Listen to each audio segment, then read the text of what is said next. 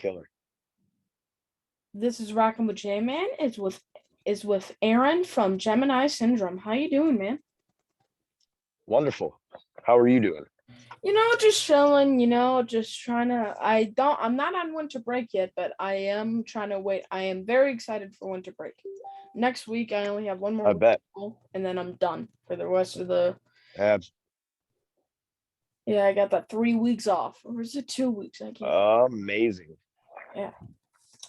Congratulations on your new album, Third Degree, The Raisin. Thank you. We are very excited to have it out, man. So this is the third album in the trilogy that is right? Is that right? Correct. Yep. How did you come up with the concept for these albums? Well, so over the course of the three albums, the first album titled Lux, which means light, was kind of dealing with birth and coming of age. Second record, Memento Mori, means remember that you have to die. And it's kind of talking about and dealing with the middle part of life where you kind of realize that you're not going to be here forever and that life is short and your decisions matter and the things that you do make an impact in the world around you, and kind of taking responsibility for your own person. And then Third Degree, the raising, is talking about death and resurrection of the higher self and of higher consciousness. What kind of dog you got? Because I just heard that bark. I got two pit bulls. One is 8 years old. One is 6 months. And then I have here's my old man. This guy's 16. Well, you gotta look over here, buddy. He's 16? He's 16. And then Jade, come here. Here's my pups. So she's a little monster. And then out there is my middle-aged man. That's my dog. His name is Mocha. And they're all my dogs, but me and my brother live together. So Randy, the old one is his kind of, and then the puppy's his kind of, but like he's working today, so I'm taking care of her. So it's all of our dogs. Well, is that pretty fun, ain't it? You got all the dogs to yourself. I do. I love my babes. All those hugs and kisses are to you now. That's right. So the inspiration came with deciding not to drink anymore? No, that was kind of just part of it kind of happened simultaneously with writing the record. I stopped drinking a little over 2 years ago. It was a long process for me. I had a long battle with that particular substance. And through doing that, yeah, it turned out that it was kind of a resurrection of sorts in my own way. I had a lot of health issues from it. I did have a seizure. Actually, I had a bunch of seizures when I was trying to quit drinking. Wow. And one of them killed me, stopped my heart and my lungs for about 90 seconds. And my kung fu teacher of 23 years, I was staying with him at the time, and he did CPR and saved my life. So in the process of writing this album, I did actually die and was resurrected in a sense. So I have a little bit of experience in the subject matter now, I suppose. I'm really sorry to hear that, man. I really am sorry to hear that. You know what? I'm not sorry to say it because I came out on the other side. And if it can be any kind of help to anybody else or re-encouragement that it can be done and that it's not an impossible battle, then I'm happy to be here and spread that information to people who might need it. You know what I mean? Yeah, I get what you mean. I can use my pain as a lesson for other people, and that's fine. What was those 90 seconds like, if it's not too personal? That's a very interesting question. For me personally, it was I was kind of in a void, if you will. I was in just kind of this black space, and off in the distance there was a blue light that was seemingly what I was moving towards. And I've had some experiences in the past where I've had some sort of like out of body kind of experiences, you might say, and I've experienced that blue light before. In regards to what I believe is the afterlife and the beings that exist there, whether they're angels or DMT aliens or whatever, but that blue light was kind of the only thing that I really saw. I wasn't really gone too long to have kind of the white tunnel or the out of body floating in the room experience that some people uh, have when they have near death experiences. Mine was much more peaceful and uneventful. And then I woke up and I was back in the real world, and I had no idea what had happened. I was kind of curious why everybody was crying around me. What's wrong with you guys? They're like, can you never do that to us again, please? Like, yeah, what did I do? I had no idea. Like, one thing I knew, I was laying in the bed on the floor, and I was miserable. I was, obviously detoxing, and it's a very uncomfortable process. And the next thing I knew, I was surrounded. There was EMTs in the room, and then the next thing I knew, I was in the hospital, and I felt great. I felt like I had slept for like a week. When you have seizures, and you pass out like that, it tends to feel like you've gotten a lot of rest. So I woke up and like felt rejuvenated and felt awesome, and everybody was all sad around me, and I didn't know why. Like, because you just died. And I'm like, oh, well, yeah, I'll try not to do that again for sure. What made you stop drinking? The fact that I was miserable, I was physically ill all the time. Alcohol can create a physical addiction to the point where you need it to survive, the same way that you need oxygen. There's only a couple of drugs on the planet that'll do that to you, and that's things like barbiturates, like Xanax, and those types of pills. You can die from the withdrawal, and you can die from the withdrawal off of alcohol. It's not talked about a lot. It's a little known fact, but it's 100% true. And nobody warns you about that when you're a kid, man. Nobody warns you. I grew up watching Pantera and all those kind of guys partying and having fun, and it looked like that's what I wanted to do, right? I never went into this thinking that I was going to turn into an alcoholic or turn into an addict of sorts. That was never the agenda. But years go by and you're not paying attention, and suddenly, I was to the point where I had to drink in the morning to be able to function, and at that point, it's no longer fun. It's no longer beneficial. It doesn't. It's not a good look, right? It's not a good look to be drunk all the time, and you can't enjoy anything anymore. There's a point where, when I was in my 20s, man, and I was living in Hollywood, and we were going to music school, and we were trying to be rock stars or whatever. We were playing shows in LA, and it was awesome, right? We were having fun. We were going to the bars. At that point, it wasn't such a serious thing, right? We were kids, but at some point, you can't keep doing that all the time, every day. And I think that's one of the traps that some musicians can fall into, is that part of this job is going to a bar every night or going to a club and being at a rock show, and you get used to going to rock shows and partying, but you end up doing that every day, whereas the people that come see your shows, sorry, I lost you there. I had another call. I just blocked it.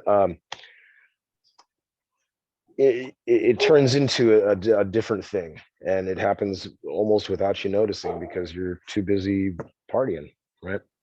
So I don't regret anything I did. I definitely learned some lessons from it, and I'm happy to be here on the other side of it talking about it.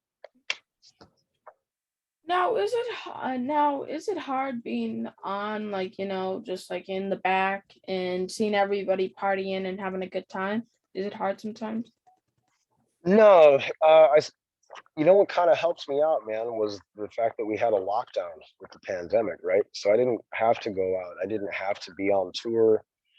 There was certainly some points, like I tried to quit drinking, or like had made attempts for a few years before I finally stuck with it. And in the beginning, it was really hard. It was really hard to be on tour. I didn't go out after the shows. I'd go to the bus and I'd just stay there because it was hard to be at the bar and see people drinking. At this point, it's not. I don't even miss it. I think once I got out of the habitual drinking, you realize that it's not as fun as you thought it was, and you don't look as cool as you thought you did. And now, like, I see people who are like really drunk, and it's kind of sad. You know what I mean? I kind of have sympathy for them, because it's like you don't even realize how retarded you look right now. But it is what it is, right? Like, everybody's got to go through their own path. It doesn't bother me anymore. which is a blessing, right? Because it would be really hard if I still thought about it all the time and I still wanted to drink. But yeah, it's become a non-issue, which I'm very thankful for. So is it a dry tour for everyone on the road with you? Nope, it's only my life. It's my decisions. So this album I was don't. oh sorry. No, I don't force my way of living upon anybody else. I don't think that's right to do. I do request that my guys try not to be out of control and ridiculous with it. Brian, the drummer of Gemini, has been sober for like 13 years. The other guys don't really drink that much anyway, so it's not really an issue. But I just ask that they don't become, psychotic, you know, jerk offs when they're drinking. As long as that's the case, everybody gets along and it's fun. So this album was all set and ready to go last year, but the pandemic slammed the brakes on you. That for Sure you? did. Yeah. Sure did. We were done in 2019. Wow. I was done in the first week of November of 2019. And then I think it was mastered by February of 2020. And we were going to LA to do the final photo shoot with Dean Carr for all of the images for the artwork. And that was the weekend that LA shut down. It was like, I think March 17th or 13th or something. And that put the brakes on. And then we had to just kind of figure out, well, now what? So we ended up going back in July of that year. We were able to sneak off to LA. It had opened up for like a weekend. And we got out, we did the shoot. And then we had to do some reshoots. So we ended up sneaking back to LA again in like September or something like that. And then finally in December, it was like, well, we gotta release music. It's been a year. But we couldn't release the full record because nobody knew when it was going to open up again. Obviously we didn't go on tour until July of this year. So it was a lot of waiting and a lot of like, how do we get music out to people so that they can at least have it? And we could start releasing this music so that by the time things open up again, we were ready to tour. And at this point, I'm ready to do another record already. So, but we haven't even really toured on this one yet so much. So we got another, at least probably 8 months of touring on this before we start looking at something else. Now I know a lot of bands spent the pandemic writing new music because that's all they can do. Did you even bother because you had an entire album just waiting to go? Oh yeah, I write all the time. I wrote a bunch of stuff over the pandemic. I wrote a bunch of electronic music, just kind of for myself. I demoed a bunch of music. I know AP's probably got about 50 songs in the bag right now that he's wrote over the last year and a half. So we've got a ton of material to look at in the future. It's never a shortage of material for us. Like everybody's kind of always writing. Brian's always in his studio. I'm always in my studio. AP's always working at home in his studio. Mies is always working. So there's always creative stuff happening, right? There's never a shortage of inspiration or material. Now I know you guys have been playing a lot of the shows. How does it feel to get back on the road after all this time? Amazing, super amazing. You can just tell that people are appreciative and grateful to be back out and being with their friends and seeing music and being with people and not being locked in their house. I've sat on this couch right here for pretty consistently for the past like 16 months. This has been my place. So it was nice to get out, man. It was nice to see new places. And one of the things I love about being, who I am is that I get to travel. I love seeing new cities and I love seeing different people and the different cultures that we have around this country. Even though we're one nation, like even going from the Northwest to the Southeast is like two different worlds, even from New York to Florida. And I get to do that all the time. And I love it, man. We got to go to Washington, D.C. on Veterans Day. We had a day off this year. So they had all of the ceremonies going on down there and they had all like candles lit down the mall. It was really, really a trip, man. And it's something that not everybody gets to do. It just happened that we were there on Veterans Day. So they were reading all the names of the fallen soldiers in front of the Lincoln Memorial. It was epic, man.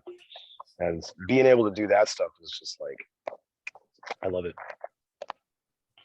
Your new single Absolution was a straight banger, man. I really liked it. Thank you. Is it Thank you. scary? Oh, sorry. I apologize. No, you're good. Go ahead. No, you're good. Go ahead. Go ahead.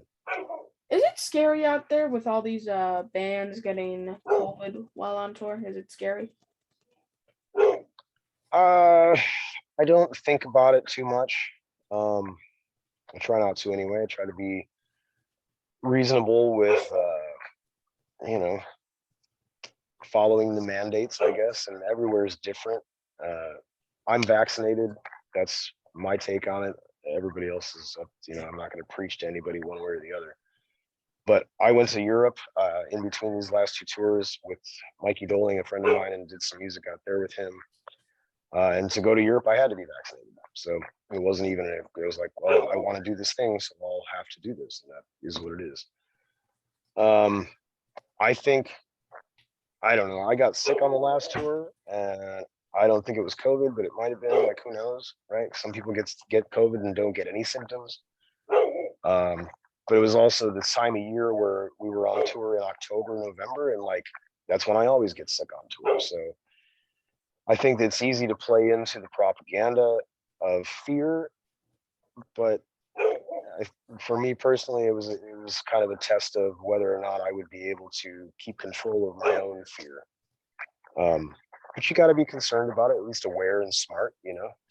Make sure you're sanitizing your hands. I made sure the bus was super clean every day and disinfected and all that kind of nonsense. So I mean, I wasn't too concerned with it. Now, I've seen you played some festivals this year. Is that right? Yeah, we did. We did Upheaval in Michigan, we did Rockfest in Wisconsin, and we did Blue Ridge Rock Festival in Virginia. When you're trying to make an expression on fans that may have not seen you before, have you done anything wild on stage? I don't know. I kind of just do what I do. I don't try to do anything like, I don't know, out of the ordinary or whatever from what I do. Like when we play, and that's the show that we do all the time, right? So it's a different feel when you're in front of like 15,000 people versus 500, right? That's a huge difference in crowd interaction. So for me, I'm legally blind, right? I have vision problems because of the albinism. So when I'm playing those festival shows, man, it's hard for me to, especially I think Blue Ridge Rock Festival. We were playing at like 3 o'clock when the sun was directly in front of the stage, like directly in my line of vision. So I really couldn't see the crowd at all. So I didn't even know, like, if they were liking it or not. The only thing I could really have to go on is I could see the dust cloud rising from the mosh pits. So I knew we were doing good. But it's just kind of like we just do what we do, and people like it or they don't. Try to be as genuine as I can. I try to be as honest with it as I can. Try to interact with the fans and the audience the same way I would at a big show or a small show, and try to make an actual connection between us and them, and realize that we're kind of all in this together, and there's not really a difference between the people on the ground and the people on stage. It's all part of the same community. I think that's the important message to get across. So you never took that brass against approach and peed in someone's mouth? No, I sure didn't. But thanks for asking. I don't think that's going to be on my agenda. I think probably the craziest stuff I've done is I've crowd surfed at some of the festivals, and that's always fun. Like when you're crowd surfing and singing at the same time.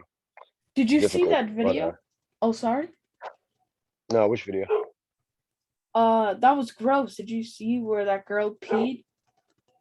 No. She peed in this guy's mouth. She had so much pee, man. It was like a river. Gross. I know, it's disgusting, but you think that'll help my record sales? No, oh my God, no. The reason why she got away with it is because she was a girl. Yeah, probably not for me, huh? No, if a male did it, they would be arrested right away or just get a lot of internet hate for it. Probably. So I'll make sure I don't pee in anybody's mouth. Good advice, though. I mean, if that was Marilyn Manson, he would be arrested right on stage. Yeah. There's some crazy people out there, that's for sure. I try to keep our shows family friendly if we can. I definitely use some cuss words, but I'd say that's the extent of the bad parts of our show or whatever. Now I No think peeing. what? I'm No really peeing. sorry. Okay. No, it's all good, man. We're talking. You No, don't have to apologize. no, you go, man. I really am sorry. I keep interrupting you. I'm No, sorry. you're good. You're good. I didn't have anything important to say. Okay. I already forgot what it was. Now I think the show double standards in the music industry, Brash, against this does this and gets worldwide fame. I never heard of them before this now, and I checked them out because of this. I checked them out because of this peen thing. Who is this? Uh, it's Brass. Brass against. Brass against. Not familiar. BRASSS. Okay. Yeah, I've never heard of it. I'll have to look it up. And like video leaks of David Elson doing something private, and that dude gets shunned from the media and fired from Megadeth. It's crazy. Yep. It's a crazy world we live in, man. There's a lot of wackiness going on in all areas of life, and people are getting offended over, I don't know, all sorts of things. Some things that probably deserve being offended by, and some things that maybe don't. And at this point, it's like I didn't even read into the Dave Ellefson thing. I've known Dave for a long time. He was my rep back in the day for PV when I was in OTEP. Get out of those plants. Just trying to eat the aloe. Stop eating the aloe. But Dave's always been really good to me, man. And I don't know what he did, and I don't care. Like he kind of said it really well, man.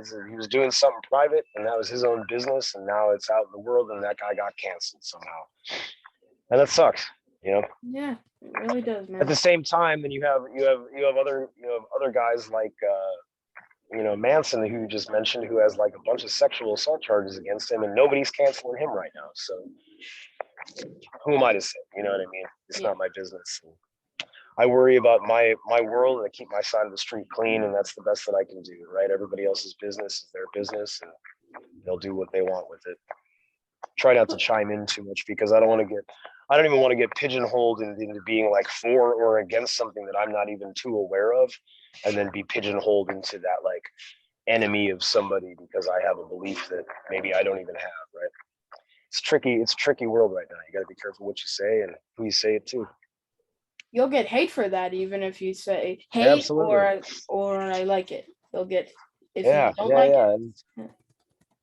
It's everybody's got their opinion, and everybody's entitled to that, right? And my personal opinion is that I don't really care what's going on in people's dramatic lives. Like when it comes to drama and shit like that, I just don't. It doesn't matter to me. I don't care.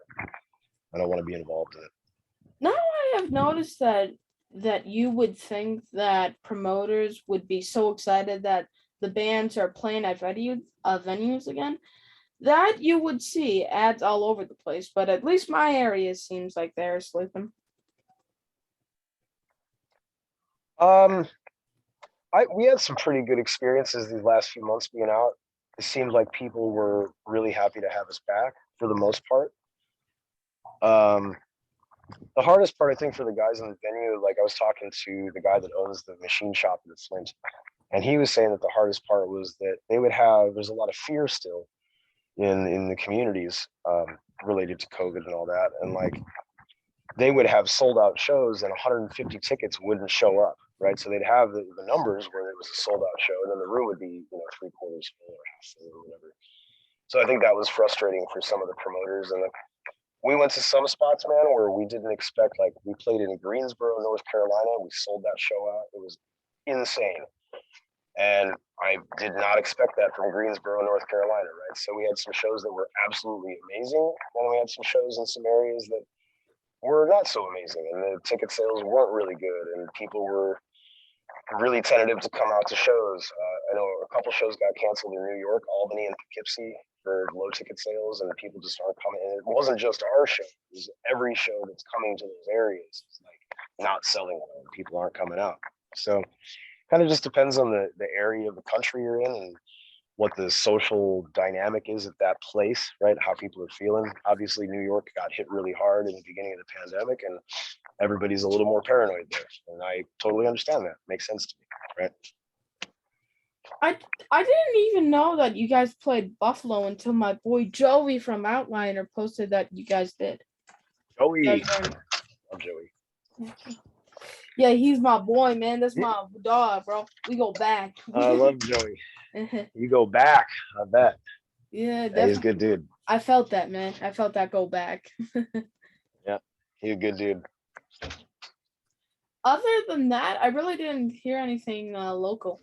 Other than that, I didn't hear anything else from this area. Let's see, we did Buffalo. We did Albany got canceled, Poughkeepsie got canceled, and then we did New York proper, we did Manhattan. Yeah, I think that was all the New York shows. And then we started heading south. I think the next show was in Reading, Pennsylvania. Now have guys played at some places where restrictions were fully on, like you had to be vaccinated on this to see this show? Yeah. New York, we had to have our vax cards. I think that was the only New York City was the only place that asked for vax cards. There were some places that were mask mandates. Obviously not for us when we were on stage, but the rest of the time. I know when we played Vegas, like everybody had to have a mask on while they were inside the venue during the day. And some places were more lax with it, like in Texas, nobody cared, really. So, it just depends on where you are and who you're dealing with. So what is your favorite memory from playing a show? What is your favorite memory? Oh man, there's a bunch. I've had a bunch of times, like we've had people get married at a show. Whoa.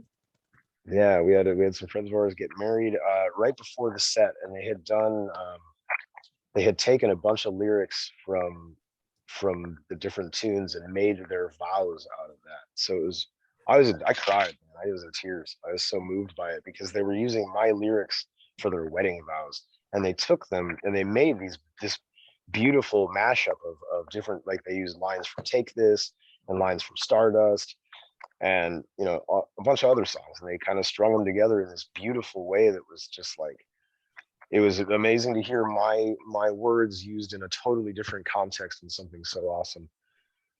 So that's certainly a cool memory. There's a bunch of stuff like that where I've had people get engaged at shows and propose to their girl. Luckily, everybody said yes, because that would have been awkward. Luckily, right? Yeah. Yeah, so stuff like that's always cool, man. Man, that's amazing. And I'm glad that you feel good about yourself, man. That's amazing, man. Yeah, dude. I'm happy to be here. I'm happy to still be alive and kicking. Happy to still be talking to people and still making music and doing what we do. What is your worst memory from playing the show? Oh, probably my worst. So there was a time when we were on tour with Five Finger Death Punch back in the day in like 2013, and I got really sick on the road. I had an infection in my voice box. I had tracheal bronchitis, laryngitis, and the flu. I just And we were playing. Yeah. We were playing in Detroit, and I just knew going on stage that night. We only had to play 30 minutes, and I just knew that I was in a bad spot, and I ended up losing my voice for 3 days. I went to the hospital. I got steroid shots.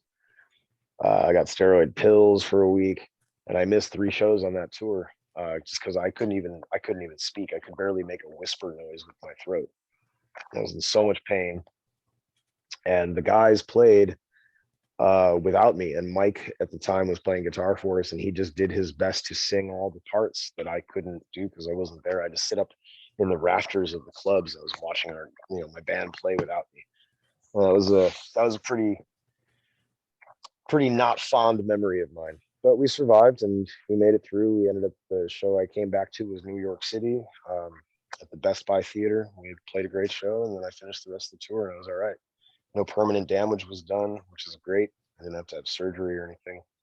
But it was a scary moment, like not being able to, I couldn't perform. There was just nothing I could do about it. I had to wait. And so that's I guess the hard part about being the singer is that your body is the instrument, right? So if I get sick, that's detrimental to my performance. And being on tour at all different times of year and going through different climate changes and going through different environments takes a toll. Not maybe getting the best sleep in the world. At the time, I was still drinking, so that obviously affects your immune system and the way you're able to recover from illness. So all of those factors tied into it, man. And it's just lessons learned. And sometimes it's out of your control, man. You know, sometimes you just get sick. And I remember back in the day playing guitar for bands when I was playing in notes up and stuff. And I could be sick as a dog and still play a show. It didn't matter. Playing guitar, but playing, singing vocals is a different beast. If you could make your dream tour, who would be on the bill? Oh boy. Mudvayne, Deftones, Sleep Token, The Contortionist, 12-Foot Ninja, and Tool. That'd be like a festival date. Yeah, yeah. I would love that for be the festival. I would put my $50 on that. How much would you make the right? 50, 40? For that show, you'd probably have to make it more than that if you're going to pay all those bands. Exactly. So $100 $100 ticket. Probably $100 ticket for that show.